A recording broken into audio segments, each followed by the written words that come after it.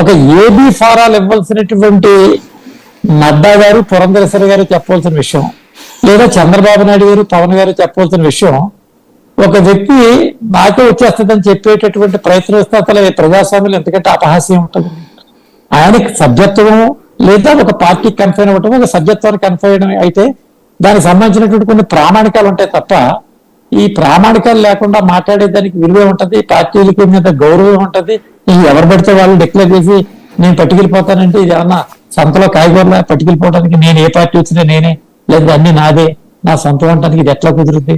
కాబట్టి మేము లిటరల్ గా మేము చెప్పింది ఏంటంటే మీరు సభ్యులు కానప్పుడు మీరు ఎట్లా క్లెయిమ్ చేస్తారు? అది తెలుగుదేశం కావచ్చు, జనసేన కావచ్చు, బీజేపీ కావచ్చు. మీరు అడగటానికి ఒక ప్రామాణికం కావాలి కదా.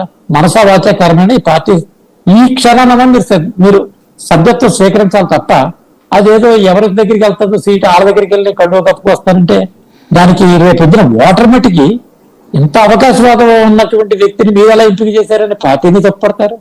అదే రకంగా ఇట్టే అవకాశవాదికి ఇస్తే పరిస్థితి ఏంటనేటటువంటి విషయాలతో రెండు తప్పుడు సంకేతాలు వెళ్తాయి ఇక్కడి నుంచి. ఆ సంకేతాలు వెళ్లకుండా చూసుకోవాల్సిన బాధ్యత కూడా ఆయన మీద ఉంటుంది. ఆయన చాలా బాధ్యతాయుతంగా మాట్లాడవలసినటువంటి మనిషి. ఆయన ఓపెన్ గా అన్ని పార్టీలు నేనే పోటీ దేనికంటే ఇంకా అసలు నియోజకవర్గాల్లో కానీ ఎవరు అసలు పోటీకి మనుషులు లేరా, అసలు దానికి సంబంధం లేదా, అసలు ఎవరిష్టం లేదు మాట్లాడుకుని తీసుకెళ్లిపోవడం అంటే ఇది నైతికతకి రాజకీయ విలువలకి అన్నిటికీ ఇది ప్రశ్నార్థకం అవుతుంది.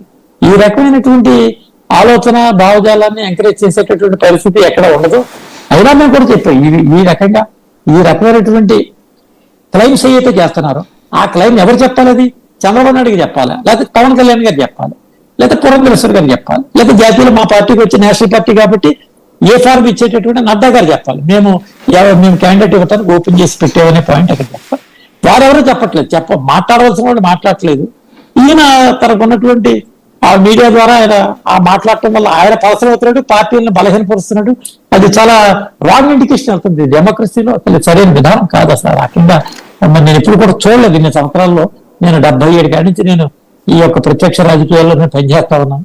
ఇప్పుడు కూడా ఈ రకంగా క్లెయిమ్ చేస్తూ లేరు. మేము కూడా ప్రయత్నం చేస్తాం, అవకాశం వస్తే పోటీ చేస్తారన్న మాట నేను విన్నాను తప్ప అదైనా ఇదైనా ఏదైనా సరే నాతో ఖాళీ జెండా రాడ్డు ఏ జెండా తగిలించుకుంటాను అనేటటువంటి రీతిలో సాగేటటువంటి మాటలకు విలువ ఉండదు.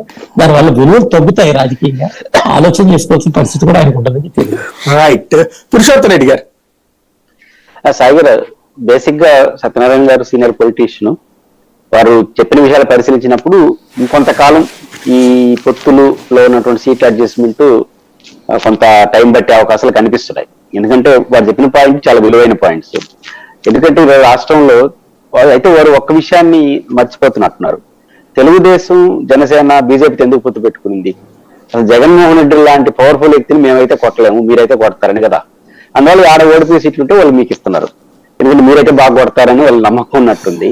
కాబట్టి ఎక్కడైతే వాళ్ళు బలహీనంగా ఉన్నారో జగన్ ఎదుర్కొనే దమ్ము ధైర్యం మీకు తప్ప ఎవరికి లేదని వాళ్ళు క్లెయిమ్ చేసేసి ఎక్కడైతే జగన్ గారు బలం ఉన్నారో అదంతా మీకు ఇచ్చేసి మీరే ఫైట్ చేయను అన్నట్టుగా వాళ్ళ వ్యవహారాలు నడుస్తున్నాయి. కానీ మీరేమో మాకు ఓడిపోయి సీట్లు ఇస్తాను మీరు అంటున్నారు. కాబట్టి ఈ సంక్లిష్టత ఉంది. రెండోది, ఇప్పుడు రఘురామకృష్ణరాజు గారి వ్యవహారానికి సంబంధించి సత్యనారాయణ గారు చెప్పిన దాంట్లో ఇంకొక ఆత్మ పరిశీలన చేసుకోవాలి బీజేపీ. ఆయన అట్లా మాట్లాడుతుందంటే మనమే కదా కారణం. సమస్య ఏంటంటే ఎవరు పడితే వాళ్ళు బీజేపీ సభ్యత్వం అనేస్తా ఉంటే ఎవరు నువ్వు అనే ఒక స్టేట్మెంట్ బీజేపీ అధ్యక్షాల నుంచి వచ్చుంటే ఆయన మాట్లాడగలడా? తెలుగుదేశం సభలోనే ఇంకా బీజేపీ రాకముందు కానీ బీజేపీ వస్తా ఉందని చెప్పేస్తున్నాడు, వచ్చిన తర్వాత నేను బీజేపీ క్యాండిడేట్ నేనే అనేస్తున్నాడు. అంతేందుకు 6 నెలల సంవత్సరం నుంచి మేము పొత్తు ఆల్రెడీ అయిపోయింది టైం అని ఆయన చెప్పిందే జరిగిపోతున్నాయి. ఇది కూడా ఒక కారణం. ఆయనకి విలువ ఎందుకు పెరిగిపోతా ఉందంటే కొన్ని పార్టీల్లో ఆయన